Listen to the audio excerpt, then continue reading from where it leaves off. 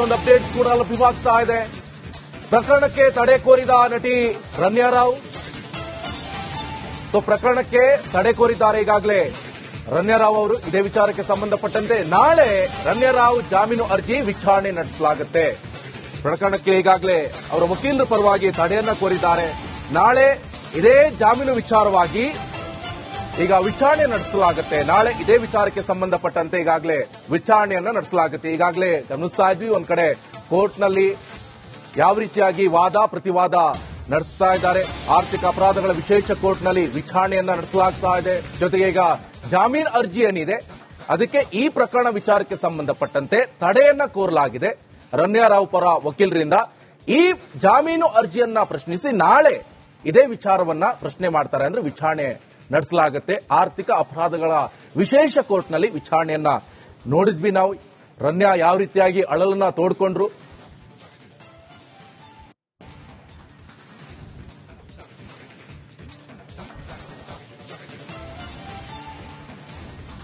ಈ ಬಗ್ಗೆ ಡೀಟೇಲ್ಸ್ ಅನ್ನ ಕೊಡ್ತಾರೆ ನನ್ನ ಕಲೀಗ ಅರವಿಂದ್. ಈಗಾಗಲೇ ಎಕ್ಸ್ಪ್ಲೈನ್ ಮಾಡ್ತಾ ಇದ್ರು. ಒಂದ್ ಕಡೆ ಈಗ ಜಾಮೀನು ಅರ್ಜಿ ವಿಚಾರಣೆಯನ್ನ ತಡೆ ಹಿಡಿಯಲಾಗಿದೆ. ನಾಳೆ ಇದೇ ವಿಚಾರಕ್ಕೆ ಈಗ ಜಾಮೀನು ಅರ್ಜಿ ವಿಚಾರಣೆ ನಡೆಯುವಂತ ಸಾಧ್ಯತೆ ಇದೆ. ಅರವಿಂದ್, ಡೀಟೇಲ್ಸ್ ಅನ್ನ ಕೊಡೋದಾದ್ರೆ. ಖಂಡಿತ ಈ ಒಂದು ಹಂತದಲ್ಲಿ ಅಂದ್ರೆ ಈಗ ಸದ್ಯ ಕೋರ್ಟ್ ನಲ್ಲಿ ಹೈಡ್ರಾಮಾ ಆಗಿರುವಂತದ್ದು ಆರ್ಥಿಕ ಅಪರಾಧಗಳ ನ್ಯಾಯಾಲಯದಲ್ಲಿ ಪರಾಪರ ಅಂದ್ರೆ ಈ ಒಂದು ಹಂತದಲ್ಲಿ ಡಿಆರ್ಐ ಅಧಿಕಾರಿಗಳು ಹಾಗೆ ಕೋರ್ಟ್ ನಲ್ಲಿ ವಿರುದ್ಧ ಅಂದ್ರೆ ಈ ರನ್ಯಾ ಪರ ವಕೀಲರು ಕೂಡ ಈಗ ವಕಾಲತನ್ನು ಹಾಕಿರುವಂತದ್ದು ಜಾಮೀನು ಅರ್ಜಿಗೆ ಕೋರಿ ಅವರ ಅರ್ಜಿಯನ್ನು ಸಲ್ಲಿಸಿರುವಂತದ್ದು.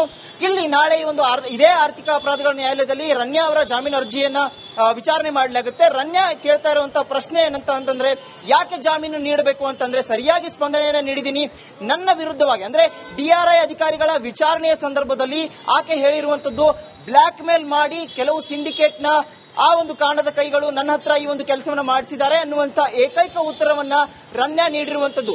ಕಂಪ್ಲೀಟ್ ಆಗಿ ಎಲ್ಲಿಯವರೆಗೂ ಅಂದ್ರೆ ರನ್ಯಾನ ವಶಕ್ಕೆ ಪಡೆದಂತ ನಂತರದಲ್ಲಿ ಆಕೆ ಏನ್ ಸ್ಟೇಟ್ಮೆಂಟ್ ನ ಕೊಡ್ತಾ ಇರ್ತಾಳೆ ಅದೇ ಹಂತದಲ್ಲಿ ಆಕೆ ನನಗಿದು ಯಾವುದು ಗೊತ್ತಿಲ್ಲ, ನನಗೆ ಯಾವುದಕ್ಕೂ ಸಂಬಂಧವೂ ಇಲ್ಲ ಅನ್ನುವಂತ ಮಾತನ್ನ ಹೇಳಿ ಇದೇ ಮೊದಲ ಬಾರಿಗೆ. ಈ ಹಿಂದೆ ನಾನು ಯಾವುದೇ ರೀತಿಯಾದಂತಹ ಕೆಲಸಗಳನ್ನ ಮಾಡಿಲ್ಲ, ಅಕ್ರಮ ಸಾಗಾಣಿಕೆಯಲ್ಲಿ ಪಾಲ್ಗೊಂಡಿಲ್ಲ, ಈ ಬಾರಿ ನನ್ನಿಂದ ಬ್ಲಾಕ್ ಮೇಲ್ ಮಾಡಿ ಈ ಒಂದು ಕೆಲಸವನ್ನ ಮಾಡಿದ್ದಾರೆ ಅನ್ನುವಂತ ಒಂದು ಮಾತನ್ನ ಆಕೆ ಹೇಳಿರುವಂತದ್ದು. ಇದನ್ನೇ ಬಲವಾಗಿ ಒಂದು ಪ್ರಶ್ನೆಯಾಗಿ ಇಟ್ಕೊಂಡು ಈಗ ರನ್ಯಾ ಪರ ವಕೀಲರು ನಾಳೆ ಈ ಒಂದು ವಿಚಾರವಾಗಿ ಜಾಮೀನನ್ನ ಕೋರ್ತಾರೆ. ಅರ್ಜಿಯನ್ನು ಸಲ್ಲಿಸಿದ್ದಾರೆ, ಈಗಾಗಲೇ ಅರ್ಜಿಯನ್ನು ಸಲ್ಲಿಸಿದ್ದಾರೆ. ಹಾಗೆ ಪ್ರಮುಖ ಅಂಶಗಳು ಅಂದ್ರೆ ರನ್ಯಾ ಇದರಲ್ಲಿ ಮುಗ್ಧೆ ಆಗಿರಬಹುದು, ಹಾಗೆ ಆಕೆ ನಟಿ ಅನ್ನುವಂತ ಕಾರಣದಿಂದಾಗಿ, ಜೊತೆಗೆ ಹಿರಿಯ ಪೊಲೀಸ್ ಅಧಿಕಾರಿಯ ಮಗಳು ಅನ್ನೋ ಕಾರಣದಿಂದಾಗಿ ಆಕೆಯನ್ನು ಮಾನಸಿಕವಾಗಿ ಬ್ಲಾಕ್ ಮೇಲ್ ಮಾಡಿ ಈ ಒಂದು ಕೆಲಸವನ್ನು ಮಾಡಿಸಿದ್ದಾರೆ ಅನ್ನುವಂತಹ ಒಂದು ವಿಚಾರವನ್ನ ಮುಂದಿಟ್ಟುಕೊಂಡು ನಾಳೆ ಜಾಮೀನು ಅರ್ಜಿಯನ್ನ ಪಡೆಯುವಂತ ಕೆಲಸ ಕೂಡ ಆಗುತ್ತೆ. ಜೊತೆಗೆ ಡಿಆರ್ಐ ಅಧಿಕಾರಿಗಳು ಇದರ ವಿರುದ್ಧವಾಗಿ ಅಂದ್ರೆ ಆಕೆಗೆ ಜಾಮೀನನ್ನ ನೀಡಬಾರದು, ಯಾಕಂತಂದ್ರೆ ಸಿಂಡಿಕೇಟ್ ನಲ್ಲಿ ಮುಖ್ಯ ಪಾತ್ರಧಾರಿಯಾಗಿರುವಂತದ್ದು ರನ್ಯಾ. ಯಾಕಂದ್ರೆ 3 ಕಡೆಗಳಲ್ಲಿ ದಾಳಿಯಾಗುತ್ತೆ. 3 ಕಡೆಗಳಲ್ಲಿ ದಾಳಿಯಾದಂತಹ ಸಂದರ್ಭದಲ್ಲಿ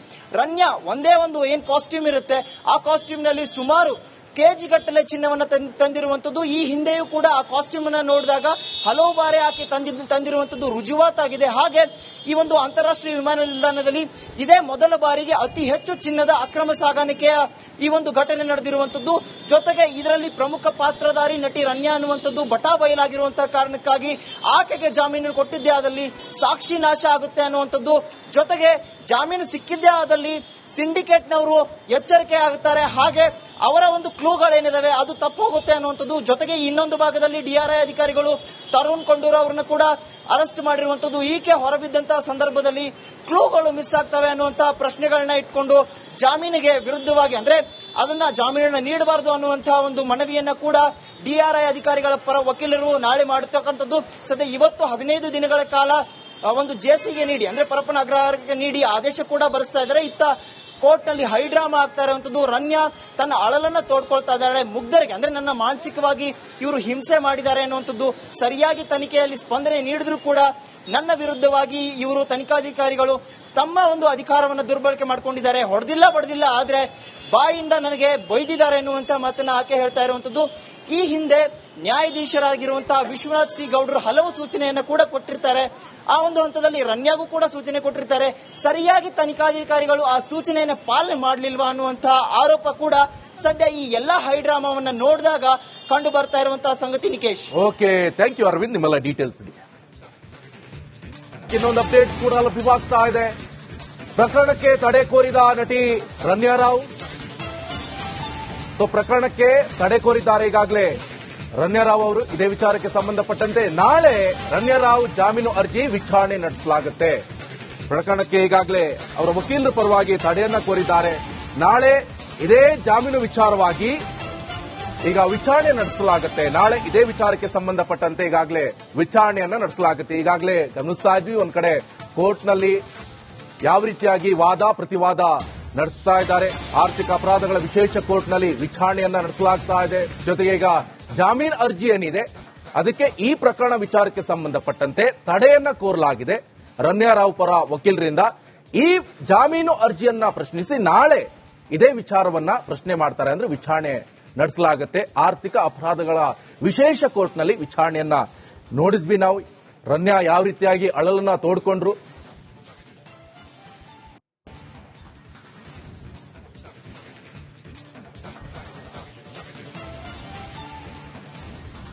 ಈ ಬಗ್ಗೆ ಡೀಟೇಲ್ಸ್ ಅನ್ನ ಕೊಡ್ತಾರೆ ನನ್ನ ಕಲೀಗ ಅರವಿಂದ್. ಈಗಾಗಲೇ ಎಕ್ಸ್ಪ್ಲೈನ್ ಮಾಡ್ತಾ ಇದ್ರು. ಒಂದ್ ಕಡೆ ಈಗ ಜಾಮೀನು ಅರ್ಜಿ ವಿಚಾರಣೆಯನ್ನ ತಡೆ ಹಿಡಿಯಲಾಗಿದೆ. ನಾಳೆ ಇದೇ ವಿಚಾರಕ್ಕೆ ಈಗ ಜಾಮೀನು ಅರ್ಜಿ ವಿಚಾರಣೆ ನಡೆಯುವಂತ ಸಾಧ್ಯತೆ ಇದೆ. ಅರವಿಂದ್, ಡೀಟೇಲ್ಸ್ ಅನ್ನ ಕೊಡೋದಾದ್ರೆ.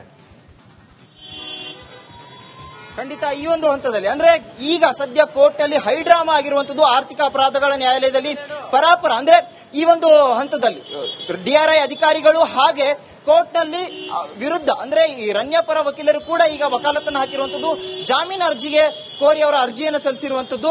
ಇಲ್ಲಿ ನಾಳೆ ಒಂದು ಇದೇ ಆರ್ಥಿಕ ಅಪರಾಧಗಳ ನ್ಯಾಯಾಲಯದಲ್ಲಿ ರಣ್ಯಾ ಅವರ ಜಾಮೀನು ಅರ್ಜಿಯನ್ನ ವಿಚಾರಣೆ ಮಾಡಲಾಗುತ್ತೆ. ರಣ್ಯಾ ಕೇಳ್ತಾ ಇರುವಂತಹ ಪ್ರಶ್ನೆ ಏನಂತ ಅಂತಂದ್ರೆ, ಯಾಕೆ ಜಾಮೀನು ನೀಡಬೇಕು ಅಂತಂದ್ರೆ ಸರಿಯಾಗಿ ಸ್ಪಂದನೆಯನ್ನ ನೀಡಿದ್ದೀನಿ, ನನ್ನ ವಿರುದ್ಧವಾಗಿ ಅಂದ್ರೆ ಡಿಆರ್ಐ ಅಧಿಕಾರಿಗಳ ವಿಚಾರಣೆಯ ಸಂದರ್ಭದಲ್ಲಿ ಆಕೆ ಹೇಳಿರುವಂತದ್ದು ಬ್ಲಾಕ್ ಮೇಲ್ ಮಾಡಿ ಕೆಲವು ಸಿಂಡಿಕೇಟ್ ನ ಆ ಒಂದು ಕಾಂಡದ ಕೈಗಳು ನನ್ನ ಹತ್ರ ಈ ಒಂದು ಕೆಲಸವನ್ನ ಮಾಡಿಸಿದ್ದಾರೆ ಅನ್ನುವಂತ ಏಕೈಕ ಉತ್ತರವನ್ನ ರಣ್ಯಾ ನೀಡಿರುವಂತದ್ದು. ಕಂಪ್ಲೀಟ್ ಆಗಿ ಎಲ್ಲಿಯವರೆಗೂ ಅಂದ್ರೆ ರಣ್ಯಾನ ವಶಕ್ಕೆ ಪಡೆದಂತಹ ನಂತರದಲ್ಲಿ ಆಕೆ ಏನ್ ಸ್ಟೇಟ್ಮೆಂಟ್ ನ ಕೊಡ್ತಾ ಇರ್ತಾಳೆ ಅದೇ ಹಂತದಲ್ಲಿ ಆಕೆ ನನಗೆ ಯಾವುದು ಗೊತ್ತಿಲ್ಲ, ನನಗೆ ಯಾವುದಕ್ಕೂ ಸಂಬಂಧವೂ ಇಲ್ಲ ಅನ್ನುವಂತ ಮಾತನ್ನ ಹೇಳಿ ಇದೇ ಮೊದಲ ಬಾರಿಗೆ, ಈ ಹಿಂದೆ ನಾನು ಯಾವುದೇ ರೀತಿಯಾದಂತಹ ಕೆಲಸಗಳನ್ನ ಮಾಡಿಲ್ಲ, ಅಕ್ರಮ ಸಾಗಾಣಿಕೆಯಲ್ಲಿ ಪಾಲ್ಗೊಂಡಿಲ್ಲ, ಈ ಬಾರಿ ನನ್ನಿಂದ ಬ್ಲಾಕ್ ಮೇಲ್ ಮಾಡಿ ಈ ಒಂದು ಕೆಲಸವನ್ನ ಮಾಡಿದ್ದಾರೆ ಅನ್ನುವಂತ ಒಂದು ಮಾತನ್ನ ಆಕೆ ಹೇಳಿರುವಂತದ್ದು. ಇದನ್ನೇ ಬಲವಾಗಿ ಒಂದು ಪ್ರಶ್ನೆಯಾಗಿ ಇಟ್ಕೊಂಡು ಈಗ ರಣ್ಯಾ ಪರ ವಕೀಲರು ನಾಳೆ ಈ ಒಂದು ವಿಚಾರವಾಗಿ ಜಾಮೀನನ್ನ ಕೋರ್ತಾರೆ, ಅರ್ಜಿಯನ್ನು ಸಲ್ಲಿಸಿದ್ದಾರೆ, ಈಗಾಗಲೇ ಅರ್ಜಿಯನ್ನು ಸಲ್ಲಿಸಿದ್ದಾರೆ. ಹಾಗೆ ಪ್ರಮುಖ ಅಂಶಗಳು ಅಂದ್ರೆ ರಣ್ಯಾ ಇದರಲ್ಲಿ ಮುಗ್ಧೆ ಆಗಿರಬಹುದು, ಹಾಗೆ ಆಕೆ ನಟಿ ಅನ್ನುವಂತ ಕಾರಣದಿಂದಾಗಿ, ಜೊತೆಗೆ ಹಿರಿಯ ಪೊಲೀಸ್ ಅಧಿಕಾರಿಯ ಮಗಳು ಅನ್ನೋ ಕಾರಣದಿಂದಾಗಿ ಆಕೆಯನ್ನು ಮಾನಸಿಕವಾಗಿ ಬ್ಲಾಕ್ ಮೇಲ್ ಮಾಡಿ ಈ ಒಂದು ಕೆಲಸವನ್ನು ಮಾಡಿಸಿದ್ದಾರೆ ಅನ್ನುವಂತಹ ಒಂದು ವಿಚಾರವನ್ನ ಮುಂದಿಟ್ಟುಕೊಂಡು ನಾಳೆ ಜಾಮೀನು ಅರ್ಜಿಯನ್ನು ಪಡೆಯುವಂತ ಕೆಲಸ ಕೂಡ ಆಗುತ್ತೆ. ಜೊತೆಗೆ ಡಿಆರ್ಐ ಅಧಿಕಾರಿಗಳು ಇದರ ವಿರುದ್ಧವಾಗಿ ಅಂದ್ರೆ ಆಕೆಗೆ ಜಾಮೀನನ್ನ ನೀಡಬಾರದು, ಯಾಕಂತಂದ್ರೆ ಸಿಂಡಿಕೇಟ್ ನಲ್ಲಿ ಮುಖ್ಯ ಪಾತ್ರಧಾರಿಯಾಗಿರುವಂತದ್ದು ರಣ್ಯಾ. ಯಾಕಂದ್ರೆ 3 ಕಡೆಗಳಲ್ಲಿ ದಾಳಿಯಾಗುತ್ತೆ, 3 ಕಡೆಗಳಲ್ಲಿ ದಾಳಿಯಾದಂತಹ ಸಂದರ್ಭದಲ್ಲಿ ರಣ್ಯಾ ಒಂದೇ ಒಂದು ಏನ್ ಕಾಸ್ಟ್ಯೂಮ್ ಇರುತ್ತೆ ಆ ಕಾಸ್ಟ್ಯೂಮ್ ನಲ್ಲಿ ಸುಮಾರು ಕೆಜಿಗಟ್ಟಲೆ ಚಿನ್ನವನ್ನ ತಂದಿರುವಂತದ್ದು. ಈ ಹಿಂದೆಯೂ ಕೂಡ ಆ ಕಾಸ್ಟ್ಯೂಮ್ ಅನ್ನ ನೋಡಿದಾಗ ಹಲವು ಬಾರಿ ಆಕೆ ತಂದಿರುವಂತದ್ದು ರುಜುವಾತಾಗಿದೆ. ಹಾಗೆ ಈ ಒಂದು ಅಂತಾರಾಷ್ಟ್ರೀಯ ವಿಮಾನ ನಿಲ್ದಾಣದಲ್ಲಿ ಇದೇ ಮೊದಲ ಬಾರಿಗೆ ಅತಿ ಹೆಚ್ಚು ಚಿನ್ನದ ಅಕ್ರಮ ಸಾಗಾಣಿಕೆಯ ಈ ಒಂದು ಘಟನೆ ನಡೆದಿರುವಂತದ್ದು. ಜೊತೆಗೆ ಇದರಲ್ಲಿ ಪ್ರಮುಖ ಪಾತ್ರಧಾರಿ ನಟಿ ರಣ್ಯಾ ಅನ್ನುವಂಥದ್ದು ಬಟಾ ಬಯಲಾಗಿರುವಂತಹ ಕಾರಣಕ್ಕಾಗಿ ಆಕೆಗೆ ಜಾಮೀನು ಕೊಟ್ಟಿದ್ದೇ ಆದಲ್ಲಿ ಸಾಕ್ಷಿ ನಾಶ ಆಗುತ್ತೆ ಅನ್ನುವಂಥದ್ದು. ಜೊತೆಗೆ ಜಾಮೀನು ಸಿಕ್ಕಿದ್ದೇ ಆದಲ್ಲಿ ಸಿಂಡಿಕೇಟ್ನವರು ಎಚ್ಚರಿಕೆ ಆಗುತ್ತಾರೆ, ಹಾಗೆ ಅವರ ಒಂದು ಕ್ಲೂಗಳೇನಿದಾವೆ ಅದು ತಪ್ಪು ಹೋಗುತ್ತೆ ಅನ್ನುವಂಥದ್ದು. ಜೊತೆಗೆ ಇನ್ನೊಂದು ಭಾಗದಲ್ಲಿ ಡಿಆರ್ಐ ಅಧಿಕಾರಿಗಳು ತರುಣ್ ಕೊಂಡೂರ್ ಅವರನ್ನು ಕೂಡ ಅರೆಸ್ಟ್ ಮಾಡಿರುವಂತದ್ದು. ಈಕೆ ಹೊರಬಿದ್ದಂತಹ ಸಂದರ್ಭದಲ್ಲಿ ಕ್ಲೂಗಳು ಮಿಸ್ ಆಗ್ತವೆ ಅನ್ನುವಂತಹ ಪ್ರಶ್ನೆಗಳನ್ನ ಇಟ್ಕೊಂಡು ಜಾಮೀನಿಗೆ ವಿರುದ್ಧವಾಗಿ ಅಂದ್ರೆ ಅದನ್ನ ಜಾಮೀನನ್ನ ನೀಡಬಾರದು ಅನ್ನುವಂತಹ ಒಂದು ಮನವಿಯನ್ನ ಕೂಡ ಡಿಆರ್ಐ ಅಧಿಕಾರಿಗಳ ಪರ ವಕೀಲರು ನಾಳೆ ಮಾಡತಕ್ಕಂಥದ್ದು. ಸದ್ಯ ಇವತ್ತು 15 ದಿನಗಳ ಕಾಲ ಒಂದು ಜೆಸಿಗೆ ನೀಡಿ ಅಂದ್ರೆ ಪರಪ್ಪನ ಅಗ್ರಹಾರಕ್ಕೆ ನೀಡಿ ಆದೇಶ ಕೂಡ ಬರೆಸ್ತಾ ಇದ್ದಾರೆ. ಇತ್ತ ಕೋರ್ಟ್ ನಲ್ಲಿ ಹೈಡ್ರಾಮಾ ಆಗ್ತಾ ಇರುವಂತದ್ದು. ರಣ್ಯಾ ತನ್ನ ಅಳಲನ್ನ ತೋಡ್ಕೊಳ್ತಾ ಇದ್ದಾಳೆ. ಮುಗ್ಧರಿಗೆ ಅಂದ್ರೆ ನನ್ನ ಮಾನಸಿಕವಾಗಿ ಇವರು ಹಿಂಸೆ ಮಾಡಿದ್ದಾರೆ ಅನ್ನುವಂಥದ್ದು ಸರಿಯಾಗಿ ತನಿಖೆಯಲ್ಲಿ ಸ್ಪಂದನೆ ನೀಡಿದ್ರು ಕೂಡ ನನ್ನ ವಿರುದ್ಧವಾಗಿ ಇವರು ತನಿಖಾಧಿಕಾರಿಗಳು ತಮ್ಮ ಒಂದು ಅಧಿಕಾರವನ್ನು ದುರ್ಬಳಕೆ ಮಾಡಿಕೊಂಡಿದ್ದಾರೆ, ಹೊಡೆದಿಲ್ಲ ಬಡ್ದಿಲ್ಲ ಆದ್ರೆ ಬಾಯಿಂದ ನನಗೆ ಬೈದಿದ್ದಾರೆ ಎನ್ನುವಂತ ಮಾತನ್ನ ಆಕೆ ಹೇಳ್ತಾ ಇರುವಂತದ್ದು. ಈ ಹಿಂದೆ ನ್ಯಾಯಾಧೀಶರಾಗಿರುವಂತಹ ವಿಶ್ವನಾಥ್ ಸಿ ಗೌಡರು ಹಲವು ಸೂಚನೆಯನ್ನ ಕೂಡ ಕೊಟ್ಟಿರ್ತಾರೆ. ಆ ಒಂದು ಹಂತದಲ್ಲಿ ರಣ್ಯಾಗೂ ಕೂಡ ಸೂಚನೆ ಕೊಟ್ಟಿರ್ತಾರೆ.